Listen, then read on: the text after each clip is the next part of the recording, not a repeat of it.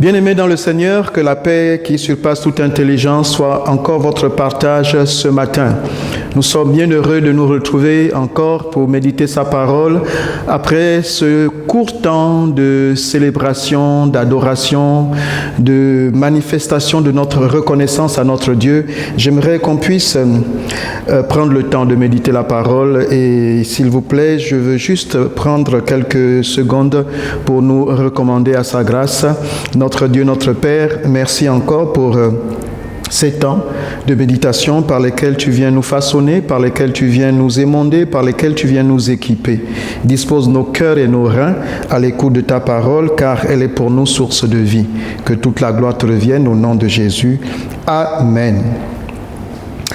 Amen, bien-aimés. Nous sommes dans une série d'enseignements qui consiste à construire le caractère. Notre thème depuis quelques semaines parle de construire notre caractère, construire le caractère. Parce que nous avons compris une chose, c'est que lorsque nous sommes nés de nouveau, nous avons nos noms inscrits dans le livre de vie, mais la Bible nous dit bien, Jésus dit bien que naître de nouveau, c'est naître d'eau et d'esprit. Naître de nouveau, c'est naître d'eau et d'esprit. Et pour naître d'esprit, c'est tout un cheminement, c'est se soumettre à la parole de Dieu quotidiennement, c'est laisser le Saint-Esprit prendre le contrôle sur nous-mêmes, sur nos pensées, et comme dit Paul, ce n'est plus moi qui vis, mais c'est Christ qui vit en moi. Si je vis dans la chair, je vis dans la foi au Fils de Dieu. En fait, quand le Christ Jésus, par son Esprit, vit en nous, alors nous sommes de nouvelles personnes. Les choses anciennes sont passées, toutes choses deviennent nouvelles. Nous devons travailler à devenir meilleur, à ressembler à Christ. Et en vérité, Dieu nous a fait pour que nous puissions manifester sa gloire. Et pour manifester sa gloire, le Christ est celui qui est notre modèle. Et nous a dit d'être ses imitateurs. Le Christ est venu afin que nous soyons comme lui. Et donc, pour être comme le Christ, nous devons travailler sur notre caractère. Nous avons vu dans ce travail plusieurs aspects. Nous avons vu que nous avons à comprendre, à nous soumettre à Dieu. Nous avons vu que nous devons connaître aussi que Dieu, reconnaître que Dieu existe et qu'il parle. Nous avons vu que construire notre caractère, c'est différent de changer de personnalité. Ce sont les différentes prédications, les différents enseignements que nous avons eus avant celui-ci. Donc vous pouvez vous référer à notre page, notre chaîne YouTube ou à notre page Facebook pour retrouver ces liens qui parlent de nos enseignements précédents. Aujourd'hui, j'aimerais parler avec vous sur l'amour divin. L'amour divin. Oui, pour parler encore de notre caractère, je disais déjà en terminant la dernière fois que l'amour est un aspect important sur notre caractère.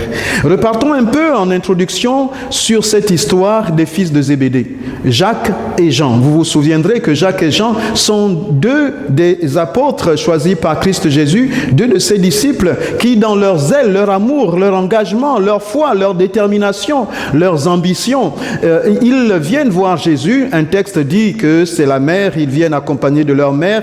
Un autre texte dit qu'ils viennent eux-mêmes voir Jésus et demandent à Jésus d'être l'un à sa gauche, l'autre à sa droite dans son royaume, là où le Christ régnera, que l'un soit à sa droite et l'autre à sa gauche. Et le Seigneur Jésus leur répond qu'il demande là quelque chose de bien compliqué, mais qu'en résumé, en conclusion, que s'ils veulent avoir à être privilégiés, à être positionnés, à avoir des postes sur les autres, des postes de responsabilité sur les autres, ils doivent apprendre plutôt à servir. Celui qui veut être grand, qu'il soit le serviteur des autres. Celui qui veut, au lieu d'être comme les chefs des nations, dit-il, parce que les chefs des nations les tyrannisent. Et que nous, par contre, nous devons apprendre à nous aimer, à nous supporter, à être plutôt au service les uns des autres. Aujourd'hui, nous nous rendons bien compte, effectivement, que les chefs n'aiment pas véritablement leur peuple. Ils se servent de leur peuple la plupart du temps. Ils manifestent un manque d'amour. Nous, lorsque nous observons un peu les peuples, les gouvernements, nous nous demandons parfois si les chefs recherchent l'intérêt du peuple ou alors ils cherchent simplement à assouvir leur domination, leur égoïsme, leurs ambitions personnelles. Et même lorsque nous regardons aujourd'hui les parents, les familles, nous voyons qu'il y a de moins en moins d'amour manifesté dans les familles. Nous pouvons être choqués de voir les maltraitances encore dans les foyers, dans les maisons. Nous voyons des enfants abandonnés encore aujourd'hui. Les parents ne remplissent plus leur rôle à cause de cette société qui devient de plus en plus égocentrique. Pour les Africains, vous voyez des parents et des enfants tourner les uns contre les autres. Quand on ne parle pas d'enfants sorciers, on parle de parents sorciers. Oui, il y a des parents qui abandonnent leurs enfants sous d'autres cieux, qui abandonnent leurs enfants soi-disant que ce sont des enfants sorciers.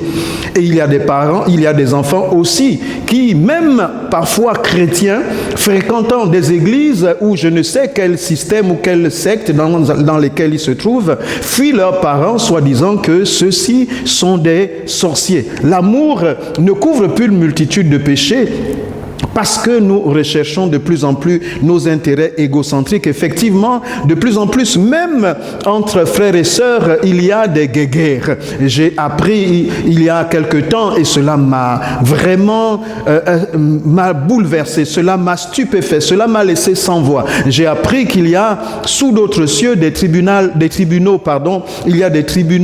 J'ai appris sous d'autres cieux qu'il y a des tribunaux traditionnels, des tribunaux qui sont régis sur la loi de la coutume et qui, dans ces tribunaux-là, arrivent à rendre des jugements en séparant, en arrêtant la fratrie, en décidant que tel et tel ne sont plus frères et sœurs, qu'ils ne sont plus parentés, sous une décision juridique du droit traditionnel. Donc ils arrivent même à décider que le problème est tellement grave que vaut mieux créer la scission. Ils ne sont plus parents, quand bien même ils seraient nés du même père et de la même mère. C'est incroyable. Incroyable de voir aussi encore aujourd'hui des conjoints se déchirer. Nous avons l'impression que l'amour est difficile à percevoir dans ces temps. Jésus se posera la question de savoir dans ces derniers temps, trouvera-t-il l'amour? La société devient de plus en plus individualiste. Elle est individualisée plus que jamais. Oui, et donc en parlant de l'amour par rapport au caractère, oui, je disais, nous sommes bien dans la transformation, dans la construction du caractère chrétien. Un leader doit pouvoir avoir comme base d'abord, pour avoir de bons rapports avec ses ouailles, avec son prochain, avec ses subalternes, avec ses collaborateurs, avec son équipe, la meilleure chose qu'il puisse avoir comme outil, c'est l'amour. On ne peut pas être en harmonie avec une équipe, on ne peut pas amener un peuple, on ne peut pas amener une équipe quelque part sans l'amour. C'est ce que Christ Jésus nous dit.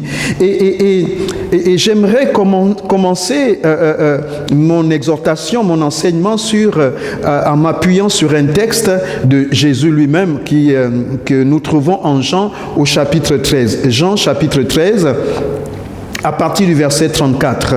Nous lirons juste le verset 34, le verset 35. Il est dit ceci, Jean chapitre 13, versets 34 et 35. Je vous donne un commandement nouveau. Aimez-vous les uns les autres comme je vous ai aimé. Vous aussi aimez-vous les uns les autres. Verset 35, à ceux-ci, tous connaîtront que vous êtes mes disciples si vous avez de l'amour les uns pour les autres. Voici, Jésus dit, je vous donne un commandement nouveau. Aimez-vous les uns les autres. Un commandement nouveau. En fait, nous devons comprendre cette déclaration de Jésus autrement en prenant le texte de Matthieu. En fait, en Matthieu au chapitre 5, lorsqu'il est question du sermon sur la montagne, lorsque Jésus révèle le caractère de celui qui est en Christ Jésus, du croyant, le caractère, en fait, toutes les caractéristiques de celui-là qui veut accéder au royaume des cieux. Il dit au verset 43 du chapitre 5 de Matthieu, vous avez appris qu'il a été dit, tu aimeras ton prochain et tu haïras ton ennemi. Mais moi, je vous dis, aimez vos ennemis, bénissez ceux qui vous maudissent, faites du bien à ceux qui vous haïssent et priez pour ceux qui vous maltraitent et qui vous persécutent, afin que vous soyez fils de votre Père qui est dans les cieux. Car il fait lever son soleil sur les méchants et sur les bons, et il fait pleuvoir sur les justes et les injustes. En fait, Jésus vient donc leur dire en Jean au chapitre 13 qu'il leur donne un commandement nouveau. Un commandement nouveau, pourquoi? Parce que les Israélites, les Juifs avaient fini par un peu tordre le sens des commandements de Dieu à cause de la loi du talion qui disait œil pour œil, dent pour dent. Par rapport à la loi du talion, lorsque Moïse a reçu les lois et les instructions de Dieu pour gérer les problèmes humains, les problèmes de société, ils ont été amenés à rendre les erreurs. Pour corriger les erreurs, il fallait faire la réciprocité. Si quelqu'un blessait son prochain, eh bien, il lui était fait la même chose. Nous pouvons le lire en Lévitique au chapitre 24, vous l'avez en Exode aussi au chapitre 21, vous l'avez en Deutéronome au chapitre 19, Deutéronome chapitre 19, verset 21 dit ceci, tu ne jetteras aucun regard de pitié, œil pour œil, dent pour dent, main pour main, pied pour pied. Et en fait, c'était déjà pour montrer, interdire aux Israélites d'avoir un comportement contre le prochain et d'arrêter effectivement d'arrêter cette tendance, cette motivation à pouvoir faire du mal à son prochain.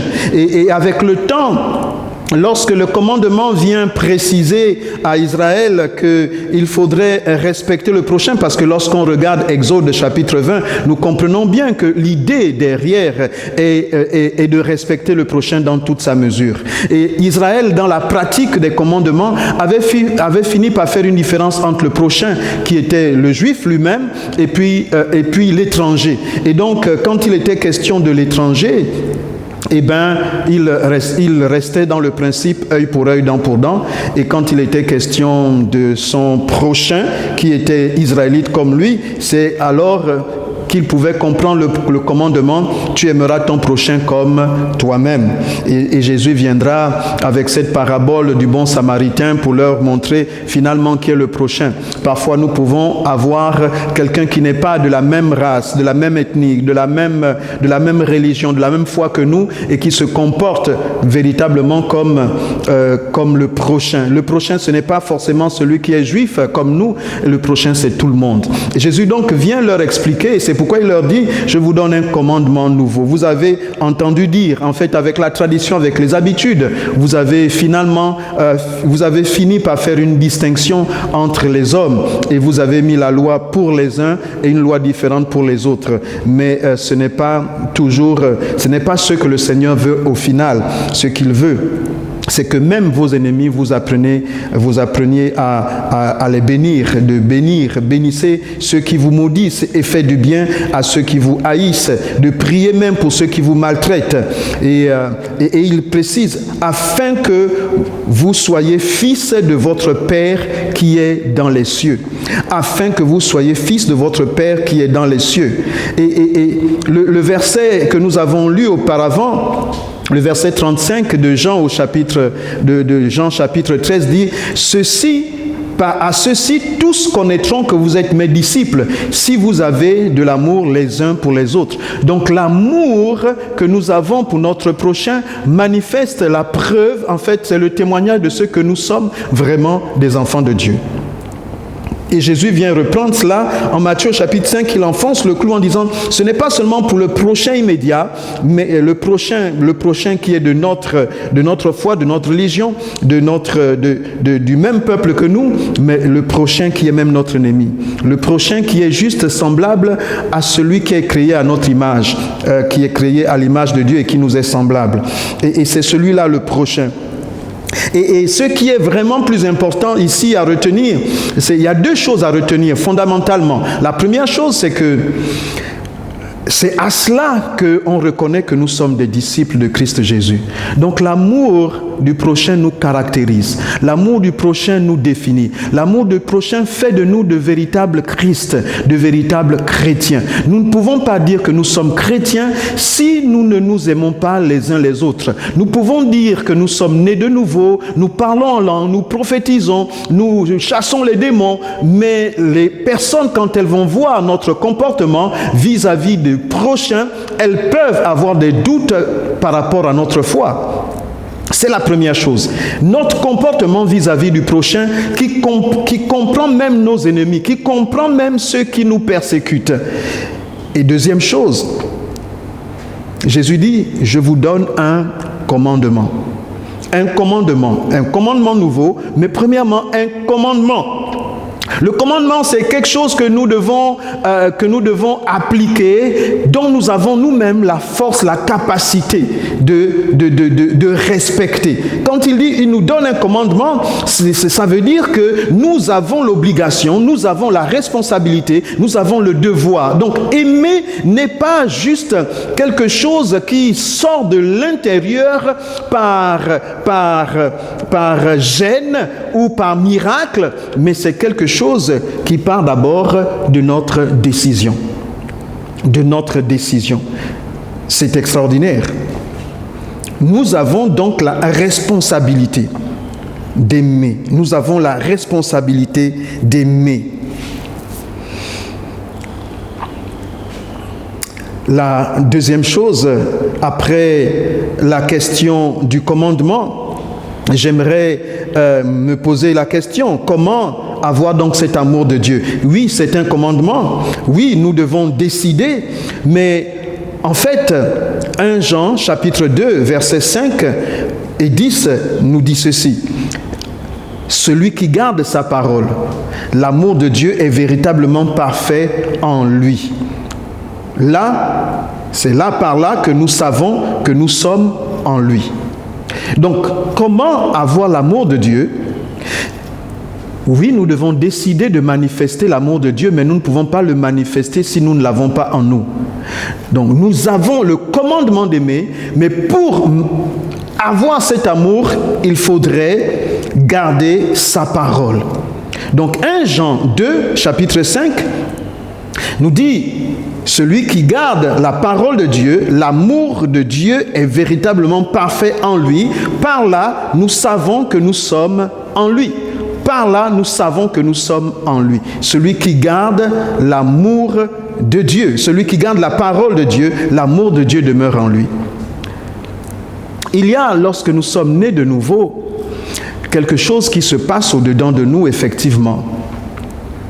Lorsque quelqu'un est né de nouveau, nous disions que le Saint-Esprit nous transforme et met en nous les sentiments qui étaient ceux de Christ Jésus. La nouvelle naissance est un miracle, mais un miracle qui naît de la proximité, de la connexion, de la relation, de la rencontre avec le Christ. Et le fait de rencontrer le Christ fait que notre âme entre en harmonie avec l'Esprit de Dieu et ainsi nous pouvons ressentir en nous les sentiments qui étaient en Christ Jésus. Lorsque nous sommes nés de nouveau, nous avons une appréciation plus juste, j'allais dire plus juste de la justice, de l'équité. En fait, nous pouvons percevoir de façon plus profonde ce qu'est le mal, ce qu'est l'injustice. Lorsque nous sommes habitués parfois à la société, lorsqu'elle est tellement corrompue, le mal finit par ne plus tellement nous choquer. Nous sommes habitués à voir l'injustice. Nous sommes habitués à voir les passe-droits. Nous sommes habitués à voir les exceptions qui deviennent les règles. Et puis finalement, dans notre être intérieur, cela commence à paraître normal.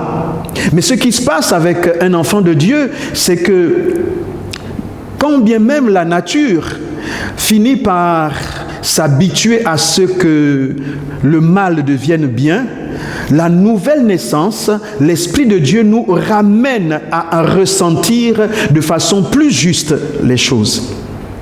C'est pourquoi quelqu'un ne peut pas s'improviser effectivement évangéliste. Pour être évangéliste, il faut d'abord avoir la compassion des âmes. L'évangéliste, c'est celui qui réalise, qui peut ressentir au-dedans de lui ce que pourrait ressentir une âme dans la perdition, une âme loin de Christ Jésus. C'est-à-dire, cette âme peut même elle-même ne pas avoir conscience de son drame, de son malheur, de sa perdition. Mais l'évangéliste, le Seigneur lui donne le cœur, lui donne la compassion, lui donne de pouvoir recevoir la réalité de ce qu'est un cœur déconnecté de Dieu. Et donc, l'évangéliste va avoir cet amour qu'un père normalement constitué ou une mère normalement constituée peut ressentir lorsqu'il s'agit de son enfant, de son bébé. Ce bébé qu'elle a porté 9 mois dans son sein. Je disais tantôt que nous assistons aujourd'hui à des drames où des parents peuvent se débarrasser de leurs enfants. Mais naturellement, une mère a un instinct maternel qu'elle peut ressentir. Parfois, vous arrivez à des situations inattendues. Une mère porteuse qui décide de porter un enfant juste pour aider d'autres personnes qui ne peuvent pas en avoir. Et puis au fur et à mesure qu'elle a cet enfant au-dedans d'elle, et bien, quand l'enfant va naître, le miracle de la connexion va se produire et cette femme risque fort de ressentir quelque chose qui ferait que cet enfant a un lien avec elle. Cet enfant est une partie d'elle. Elle ne veut pas s'en détacher. Elle ressent comme si c'était ses entrailles. Elle ressent comme des entrailles qui lui seraient arrachées. Oui. Elle ressent comme une véritable déchirure au-dedans d'elle. Et c'est le lien du mystère de Dieu. Le lien du mystère de Dieu. Dieu met en nous la capacité de sentir comme lui. Et il dit, pour avoir l'amour, justement, c'est donc la connexion avec lui. Sa parole, c'est lui-même. L'intimité que nous allons développer avec le Seigneur, avec le Christ, c'est celle-là qui va nous apprendre à aimer. En fait, au fur et à mesure que nous sommes en contact avec la parole de Dieu, nous apprenons à aimer. Nous apprenons à aimer. 1 Jean chapitre 3, verset 14 dit ceci. Nous savons que nous sommes passés de la mort à la vie parce que nous aimons les frères. Celui qui n'aime pas demeure dans la mort. Ce critère de l'amour est plus important que nous pouvons l'imaginer. Jésus, lorsque la question lui est posée de savoir quel est le plus grand des commandements, en Matthieu chapitre 22, il dit, le premier commandement, c'est d'aimer le Seigneur, notre Dieu, de tout son cœur, de toute son âme et de toute sa force. Et le Seigneur ne s'arrête pas là, il dit, et le second qui lui est semblable, c'est d'aimer notre prochain comme nous-mêmes. Aimer son prochain comme soi-même. Il aurait pu s'arrêter à aimer Dieu. Il dit, le second qui lui est semblable. En fait, quand nous voulons comprendre l'évangile ne peut se percevoir sans l'équilibre de ces deux commandements. Aimer Dieu de tout son cœur et aimer son prochain. 1 Jean chapitre 3 verset 14 insiste en disant que c'est à cela que l'on voit que nous sommes passés de la mort à la vie. Nous sommes passés de la mort à la vie parce que nous aimons les frères. Nous aimons Dieu, nous aimons les frères. Le fait d'aimer les frères est un signe qui nous nous permet, qui permet à l'extérieur de voir que nous sommes véritablement des enfants de Dieu. Et il insiste en disant, celui qui n'aime pas demeure dans la mort. En fait, si notre christianisme n'est pas capable d'aimer son prochain, d'aimer les autres, de manifester les œuvres de l'amour, alors nous ne sommes pas chrétiens. C'est ce que cela veut dire. C'est ce que le texte veut dire. Nous ne sommes pas chrétiens tant que nous ne manifestons pas de l'amour pour les frères. Tant que nous ne manifestons pas de l'amour pour les frères, nous sommes comme demeurant morts. En fait, un peu comme lorsque le commandement est donné à Adam et Ève. Tu ne mangeras pas du fruit de l'arbre de la connaissance du bien et du mal qui se trouve au milieu du jardin. Car le jour que tu en mangeras, tu mourras. Tu mourras. Le diable vient dire à Adam, non, il n'en sera pas ainsi. Lorsque vous en mangerez, au contraire, vous ne mourrez pas. Vous connaîtrez comme Dieu. Et puis, Adam et Ève mangent de ce fruit, n'est-ce pas? Ils sont vivants physiquement, mais nous savons que Dieu ne ment pas. Ils sont morts spirituellement, coupés de Dieu. Ils sont morts spirituellement, coupés de Dieu. Coupés de Dieu, donc ayant perdu tout repère. Si le Seigneur dit que celui qui n'aime pas son frère demeure dans la mort, cela veut dire ce que ça veut dire. Celui qui n'aime pas son frère demeure dans la mort. Je comprends pourquoi est-ce que le Seigneur nous demande aussi, par un commandement, de pardonner. Je comprends pourquoi la parole de Dieu nous commande de pardonner. C'est un commandement, pardonner. Nous ne pouvons pas dire au Seigneur, tu sais que là, vraiment, ce que le frère m'a fait, ce que la sœur m'a fait, ce que mon père, ma mère m'ont fait, là, tu comprends que ça dépasse les bords. En tout cas, le Seigneur me comprend, le Seigneur connaît mes limites, le Seigneur me connaît. Il n'y a pas de situation dans laquelle le Seigneur comprendrait que nous ne soyons pas capables de pardonner, parce que celui qui ne pardonne pas est prisonnier et il se retrouve, lui, comme dans la mort. Dans la mort. Oui, celui qui n'arrive pas à pardonner, c'est celui qui n'aime pas. En fait, ce qui se passe, c'est que c'est l'amour qui nous permet de pardonner. Quand nous aimons, nous savons que, comme Jésus-Christ lui-même, la Bible nous dit quoi? Car Dieu a tellement aimé l'homme Dieu a tellement aimé l'homme qu'il a donné son Fils afin que quiconque croit en lui ne périsse point, mais qu'il ait la vie éternelle. Dieu a tellement aimé l'homme. En fait, c'est l'amour qui fait que Dieu est capable de pouvoir se donner afin que le monde ne périsse point, mais qu'il ait la vie. Parce qu'il a aimé. Dieu a tellement aimé. C'est parce que Dieu nous a aimés qu'il nous a pardonné.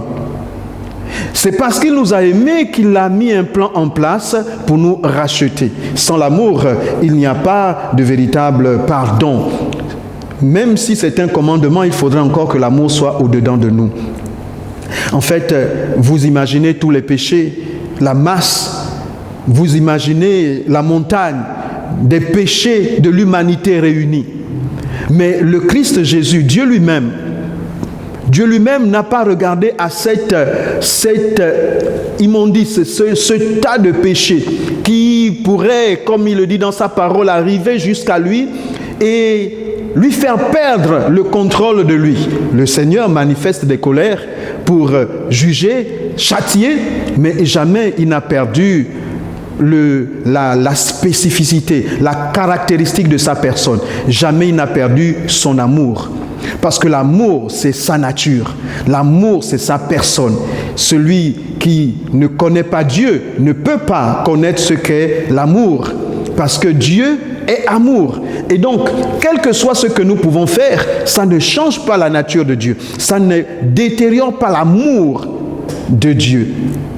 Dieu peut réagir, il peut sanctionner, mais il demeure amour. Rien ne le change. C'est cela l'amour. C'est cela l'amour.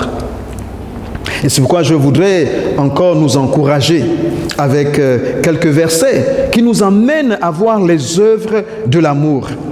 La Bible dit en 1 Jean chapitre 4 verset 20, si quelqu'un dit « J'aime Dieu » et qu'il haïsse son frère, c'est un menteur.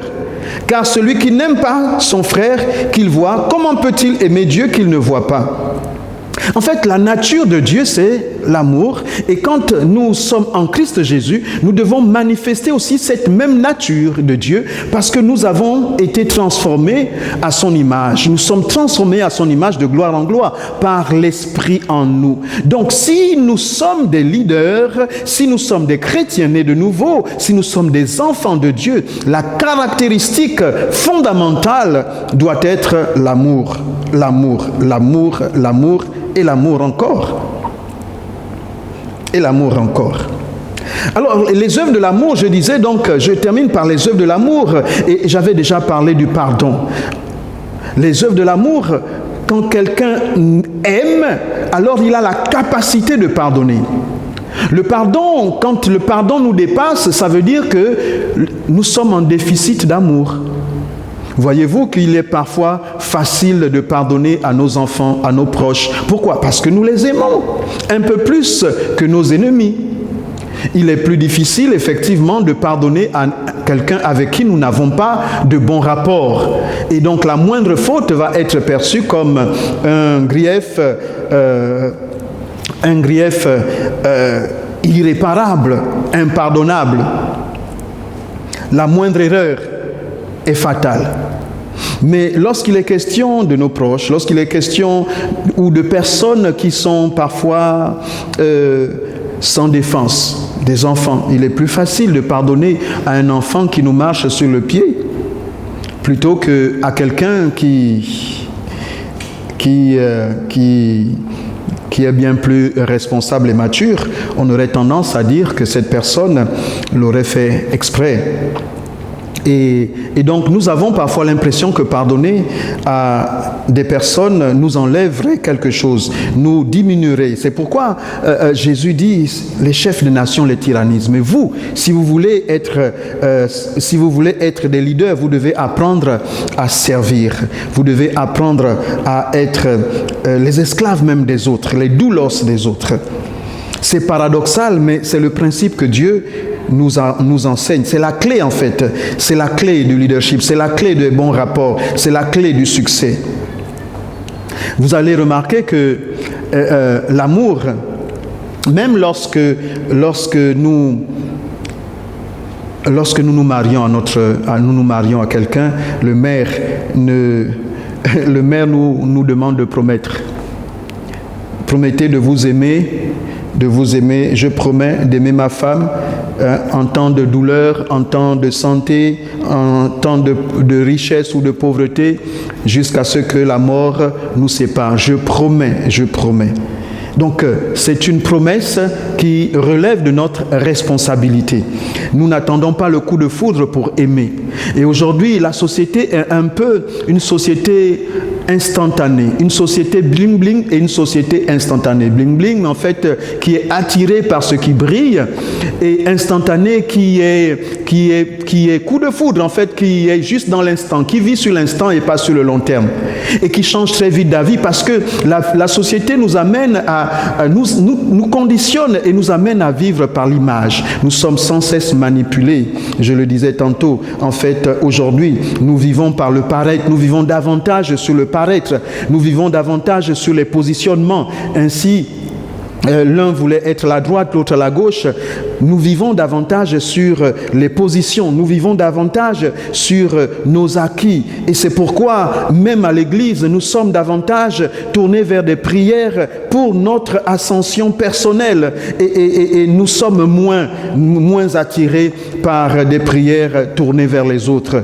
Et il n'y a qu'à voir nos groupes d'intercession dans nos églises. C'est toujours une petite poignée de personnes qui se retrouvent dans ces départements-là d'intercession. Nous n'avons pas le temps pour les autres. Nous n'avons pas le temps d'intercéder pour les autres parce que nous n'avons pas assez de temps pour nous-mêmes. Nous ne sommes pas encore arrivés. Nous n'avons pas encore acquis ce que nous voulons avoir, alors nous ne pouvons pas nous préoccuper des autres. Mais le Seigneur nous dit que c'est le contraire. C'est le contraire. Le miracle se trouve dans la préoccupation que nous avons les uns pour les autres. Le miracle se trouve dans l'amour. Le miracle se trouve dans l'intérêt que nous avons les uns pour les autres. Et c'est ce que Actes nous dit. Actes au chapitre 4, versets 32 à 35, je lis juste une partie. La multitude de ceux qui avaient cru n'était qu'un cœur et qu'une âme. Nul ne disait que ses biens lui appartinssent en propre, mais tout était commun entre eux. Tout était commun entre eux. Le fait d'avoir cet amour nous amène à partager, nous amène à être toujours en communion. Et le chapitre 5 de Actes, verset 12 dit « Et beaucoup de miracles et de prodiges se faisaient au milieu du peuple par les mains des apôtres. Ils se tenaient tous ensemble au portique de Salomon. » Donc le fait d'être ensemble, le fait de communier, le fait d'intercéder, en fait une puissance, la puissance de Dieu pouvait se révéler au travers de la communion des saints, au travers de la complicité, au travers de l'esprit d'équipe, de famille qui régnait au milieu d'eux. Alors, parce qu'ils étaient intéressés les uns vis-à-vis des autres et non pas intéressés individuellement, parce qu'ils étaient préoccupés les uns des autres, alors le Saint-Esprit pouvait manifester sa gloire au travers de signes, de prodiges et de miracles. Et ils communiaient ensemble, la Bible dit. Ils étaient ensemble. Il n'y avait pas de titre qui les amenait. Nul ne disait que ses biens lui appartiennent en propre, mais ils disent encore en Actes au chapitre 5, ils se tenaient tous ensemble au portique de Salomon. Bien qu'il y avait des miracles, les apôtres ne se mettaient pas sur leurs chevaux pour essayer de faire une distinction entre eux, le peuple, mais ils se tenaient tous sous le portique et communiaient. Et des signes et des prodiges se faisaient, des miracles se faisaient. Alléluia. Nous comprenons en fait que la caractéristique fondamentale, en fait, nous ne dirons jamais assez. Nous ne pouvons pas aller plus loin que l'amour que nous avons pour notre prochain. Nous ne pouvons pas parler de caractère façonné sans amour. Quelqu'un ne peut pas espérer servir Dieu sans manifester d'abord l'amour pour les autres. Oui. Parce que facilement nous pouvons nous décourager. Facilement nous pouvons nous retrouver dans une situation d'incompréhension. Mais si nous avons l'amour du Seigneur au-dedans de nous, c'est l'amour du Seigneur qui couvre une multitude de fautes. À cause de Christ Jésus. Si nous regardons comme Christ Jésus, alors nous pouvons comprendre. Nous comprenons alors plus aisément pourquoi est-ce que Jésus vient redemander à Pierre, « Pierre, m'aimes-tu » Il faudrait que tu puisses, pour manifester le ministère, pour exercer le ministère, il faudrait que tu sois connecté au Christ. En fait, aimer les autres, c'est d'abord aimer le Christ qui nous a aimés. Et quand on aime le Christ, on aime les autres. Pourquoi? Parce que Christ a tellement aimé le monde. Nous ne pouvons pas aimer le Christ. Christ est venu pour se donner pour cela, pour ses brebis. La Bible dit en Jean 21, au verset 15, c'est Jésus qui pose la question à Pierre, « Simon, fils de Jonas, m'aimes-tu plus que ne m'aiment ceux-ci » Et il répondit, « Oui Seigneur, tu sais que je t'aime. » Jésus lui dit, « Paie mes agneaux. »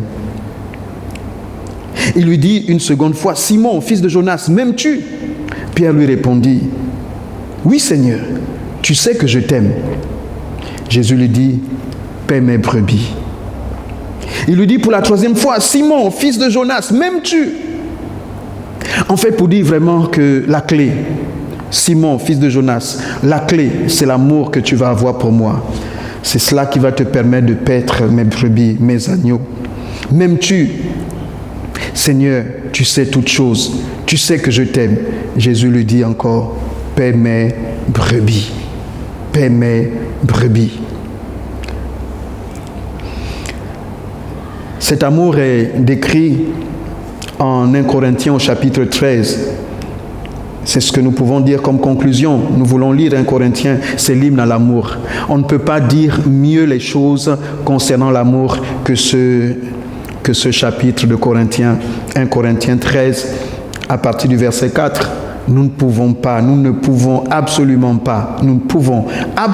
pas parler d'amour en Christ Jésus sans faire référence à cet hymne, à ce passage. La charité est patiente. Parlant de l'amour, la charité. La charité est patiente, elle est pleine de bonté.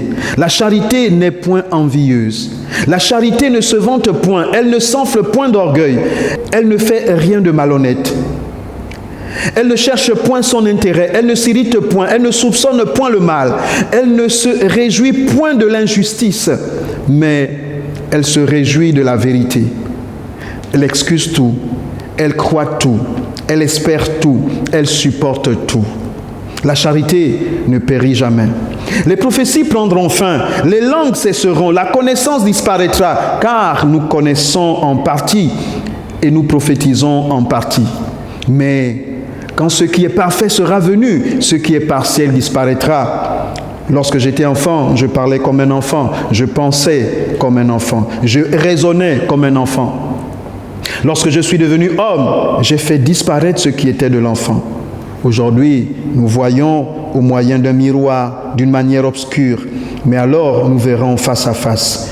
Aujourd'hui, je connais en partie, mais alors je connaîtrai comme j'ai été connu. Maintenant donc, ces trois choses demeurent: la foi, l'espérance, la charité. Mais la plus grande de ces choses, c'est la charité. Amen. Oui, la plus grande de ces choses, c'est la charité, l'amour. Le texte termine en disant « Toutes choses disparaîtront, même les miracles. Si je parle même la langue des anges, mais si je n'ai pas l'amour, cela ne me sert à rien. Je suis comme une cymbale qui retentit. Si je n'ai pas l'amour, c'est la chose essentielle que nous devons avoir, l'amour. L'amour selon le Seigneur. Et cet amour se puise dans le Seigneur. Je prie que tu aies une connexion encore plus intime avec le Seigneur, parce que c'est en lui que nous puisons son amour. Cet amour qui bannit la crainte, cet amour qui est patient, cet amour qui n'est pas envieux, cet amour qui ne s'enfle pas d'orgueil, cet amour qui espère tout, qui croit tout, qui supporte tout, cet amour qui est celui-là qui a été manifesté par Christ Jésus, qui n'a pas regardé comme une proie arrachée d'être à l'image de Dieu, d'être semblable, d'être égal à Dieu, mais qui s'est dépouillé de sa divinité et qui est venu s'offrir en rançon à notre place. Oui, cet amour-là, c'est celui-là que le Seigneur veut que nous puissions manifester. Si tu veux être conforme à Christ Jésus, tu dois rechercher l'amour, parce que sans l'amour, nous sommes morts. Nous sommes morts. Je prie que tu vives par le Christ Jésus et qu'il te donne de manifester, que tu puisses manifester le fruit de l'amour en aimant ton prochain, en aimant les autres. En fait, la confusion va être dans le camp de l'ennemi. Parfois, nous n'avons pas besoin de combats spirituels plus intenses que cela, sinon qu'à manifester l'amour.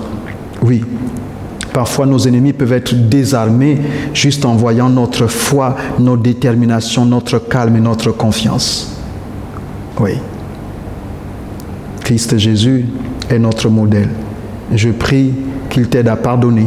Je prie qu'il t'aide à surpasser les épreuves. Je prie qu'il t'aide à regarder différemment tes rapports avec les autres. Je prie qu'il t'aide à te regarder toi-même différemment. Parce que celui qui a Christ est dans l'assurance. Ce qui nous empêche parfois d'aimer ou de pardonner, c'est parfois un manque d'assurance. Un manque d'accomplissement, un manque d'accomplissement, parce que nous ne sommes pas complets, nous ne sommes pas entiers, matures, nous ne sommes pas satisfaits de nous-mêmes, alors nous nous retournons vers les autres et nous faisons des autres des coupables, des boucs émissaires, nous faisons des autres les raisons de nos échecs, les raisons de nos limites. Mais si nous allons regarder, creuser en Christ Jésus, alors notre connexion avec Christ Jésus, notre plein de Christ Jésus va nous aider à ne pas voir en l'autre notre pierre d'achoppement, mais un moyen au contraire pour grandir dans le Seigneur en aimant, en manifestant le Christ. C'est ce qui fera de nous de véritables personnes matures. Que Dieu nous aide, que Dieu t'aide. Nous voulons prier notre Dieu, notre Père, à toi seul la gloire, à toi seul l'honneur et la louange, dans le nom de Jésus. Aide-nous à manifester Christ par le lien de la perfection qu'est l'amour. Amen.